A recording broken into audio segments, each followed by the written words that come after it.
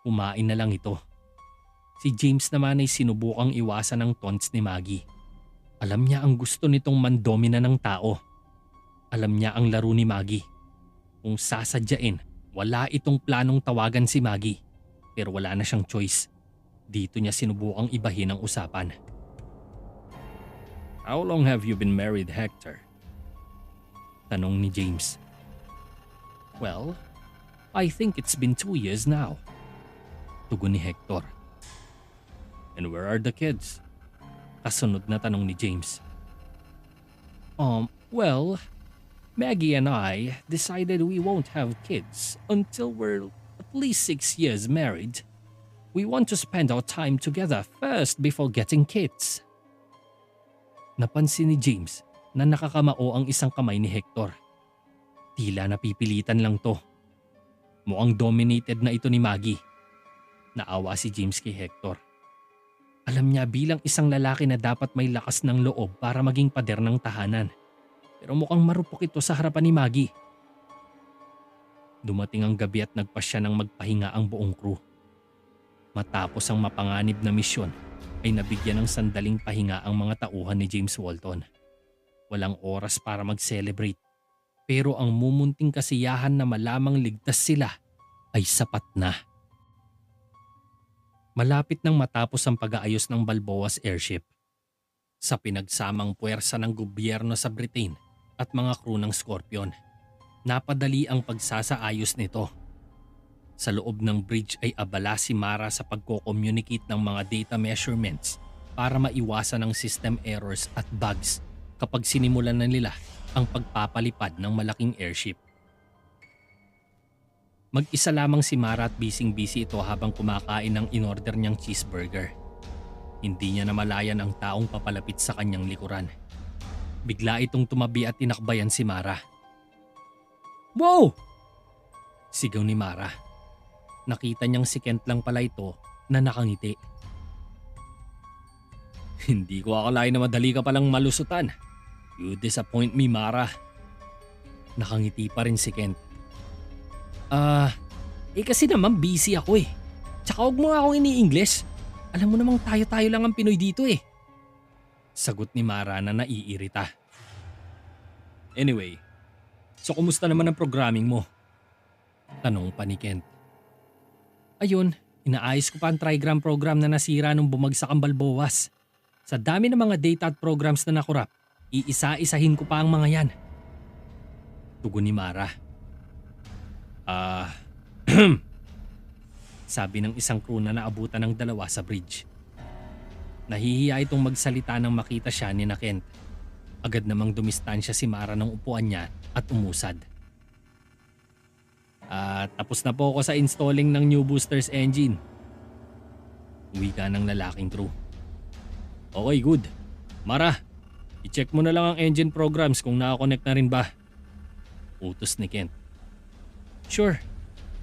Nagmamadaling mag-type si Mara nang lumabas ang crew at natatawa ito sa nangyari habang si Kent naman ay napapailing na lumabas ng bridge. Samantala, nagdeklara ng giyera ang Amerika, SOCOR, Japan, Vietnam, Taiwan at Pilipinas sa China. Nag-ipon ng napakalawak at napakaraming sandatahang lakas ang mga bansa para sa misyong pigilan ng walang tigil na karahasang ginawa ng China. Kasama sa mga sundalo ay si Nathaniel bilang frontman at tinulungan muli ang kanyang mga kababayan. Naglayag sila kasama ang Amerika patungong Hong Kong para kunin ito at gawing stronghold na pwedeng maging gateway ng mga darating pang Allied troops. Mula naman sa timog ay nagsimula ng umatake ang Vietnamese army at natulak ang teritoryo ng China paatras. Pinasok na rin ng South Korea ang Hilaga at dumaan sila sa dagat para maiwasan ng North Korea at kasabay din nila ang armada ng Japan na pinayagan ng makisama sa giyera matapos ang batas na nagbabawal sa kanilang makialam sa world conflict nang matapos ang ikalawang digmaang pangdaigdig. Sorpresang pag-atake naman ang ginawa ng Indian Army sa China dahil sa matagal na nilang sigalot. Nakisama sa pakikibaka ang India para masuportahan ang war effort ng NWA. Sa outer rims naman ng Hong Kong ay isa-isa ng pinabagsak ni Nathaniel at ng NWA Army ang mga nakakasagupang kalaban. Kasama nila sa labanan ng mga nag-aalsang mga sibilyan ng Hong Kong at private military units na nagrebelde. 2 araw ang lumipas at tanging ang Taiwan na lamang ang natira sa nasasakupan ng China dahil sa sunod-sunod nilang pagkatalo sa NWA. Nabalitaan nito ni Dimos at sa galit niya ay inutusan na niya si Cypher na dalhin ang lahat ng natitira niyang hukbo sa pinakahuling digmaan na kanilang gagawin at sasama na rin siya sa frontline. Pinunong Dimos, nais ko pong ipakilala sa inyo ang mga matatapat kong tauhan sa Cobras team at ang pumalit sa mga kasamahan kong nasawi. Wika ni Cypher at pinapasok ang 5 misteryosong mandirigma. Si Sanji, ang master ng hand-to-hand combat at bladed weapons. Nagserbisyo siya sa Chinese government bilang beta assassins na may kaukulang record na 500 kills. Ginagamit niya ang kanyang samehada sa pamamaslang ng kalaban. Yumuko si Sanji at ipinakita ang 2 espadang hawak nito at mabilis itong pinaikot-ikot. Si Akashi, isang ninja assassin na gumagamit ng sleeping agents upang paslangin ang kanyang mga kalaban. Ikinalulugod niya po kayong makilala, Pinunong Dimos. Isang naka-ninja suit ang yumuko rin kay Dimos. Si Oslo, isang ex-army at pro-boxer na may kakaibang estilo sa pakikipagsuntukan. Sintigas ng asero ang kanyang mga kamao. Marami na siyang experience sa battle warfare. Sumaludo si Oslo kay Dimos. Ito naman si Raiden, isang matinik na mandirigmang kayang manipulahin ang kalikasan sa pamamagitan ng electric technology na nasa kanyang mga kamay. May kakayahan din itong magmanipula ng utak ng kalaban. Ngumiti lang si Raiden. May manipis itong gauntlets at metallic backpack. Tatangka isa-isang babaeng miyembro ng Cobras, si Mystica, ang Savage Beauty. Naging estudyante siya ni Takeda. Ang fighting abilities niya ay kaya niyang tapatan ang skills ni Nathaniel Manalo. Kumindat lang si Mystica at napangiti naman si Dimos na nakaupo lang sa kanyang trono. Napahimas ng baba si Dimos habang pinagmamasdan ang sexing katawan ng babaeng mandirigma. Tumayo sa trono si Dimos at bumaba ng hagdan.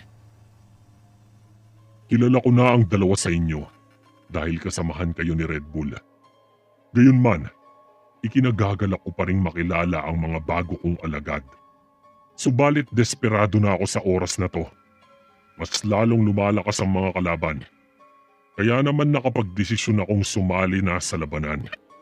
Gayunpaman, kailangan yung dumaan sa pagsubok at kapag nakapasa kayo, ay itataas ko agad ang ranggo ninyo.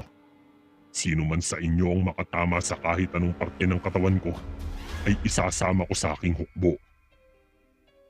Naglakad sa gitna si Dimos at napalibutan ito ng 5. Simulan na natin! Sambit ni Dimos.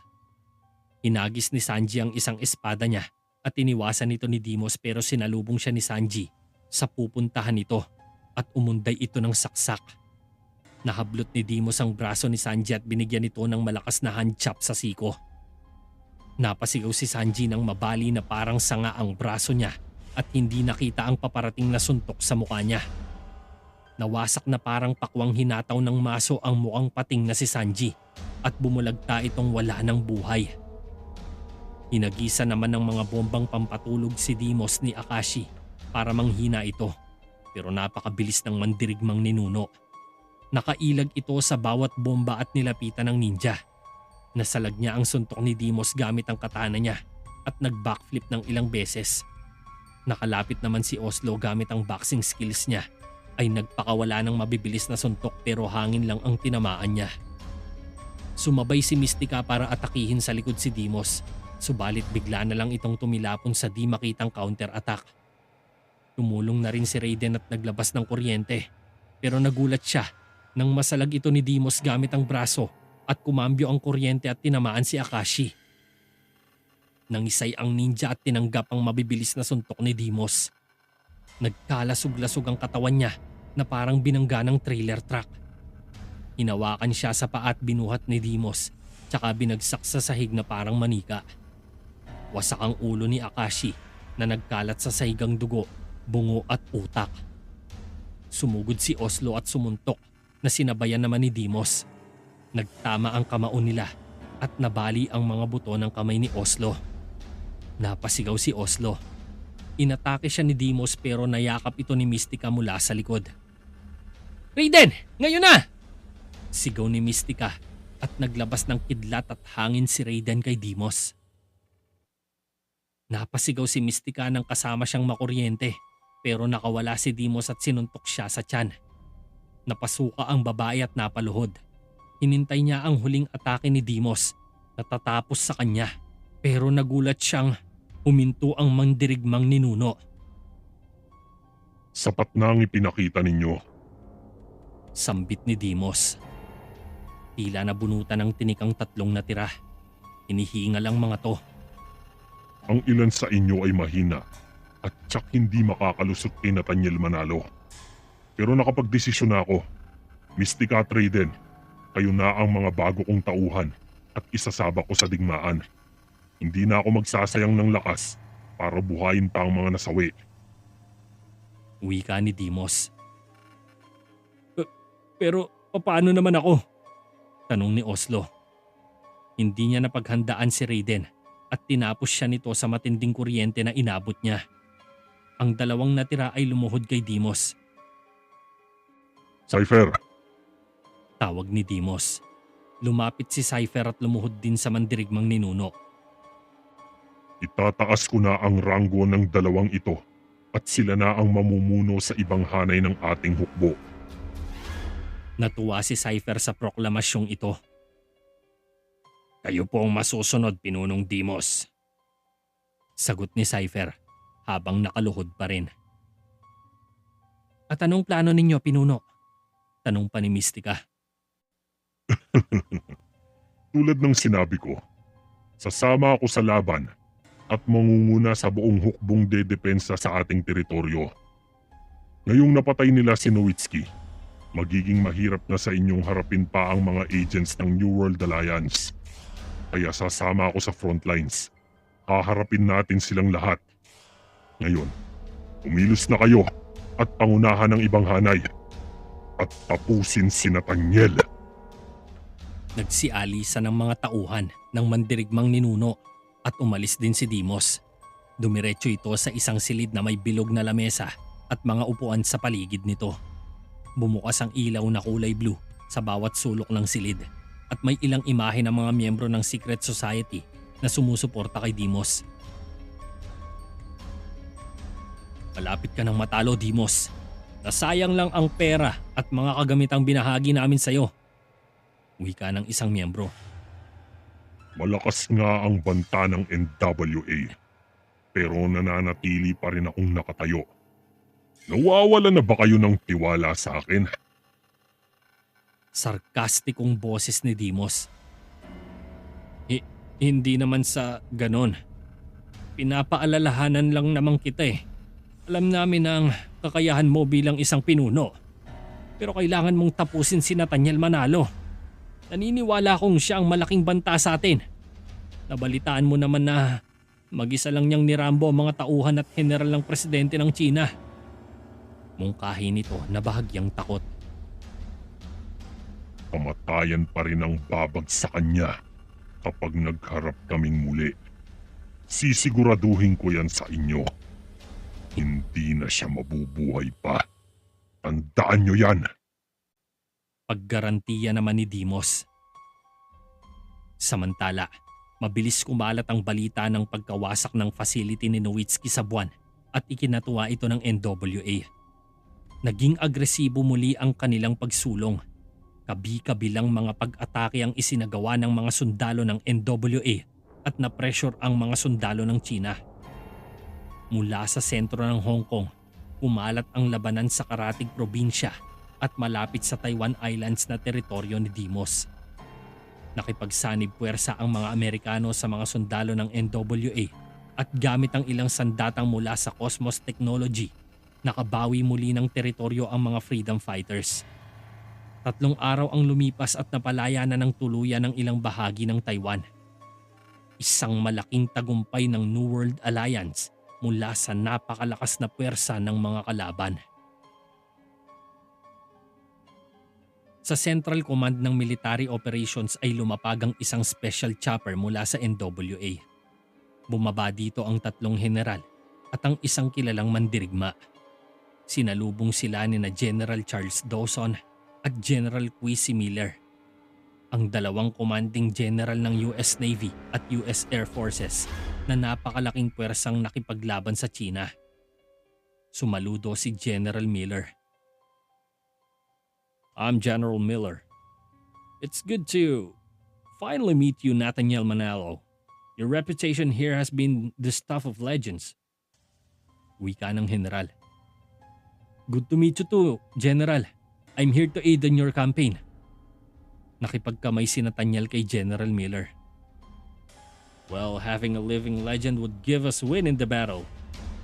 Nakangiti naman si General Dawson, nakatabi lang ni General Miller. Shall we go with the details then? Ani Nathaniel. Sure, follow me in the war room. Pumasok sa isang silid sa headquarters ang grupo. Dito ipinaliwanag ni General Miller ang plano nilang pagpasok sa Western Taiwan. Our spy drones gave us a clear view to our priority targets in this area. Panimula ni General Miller. I will require a small team to infiltrate the area.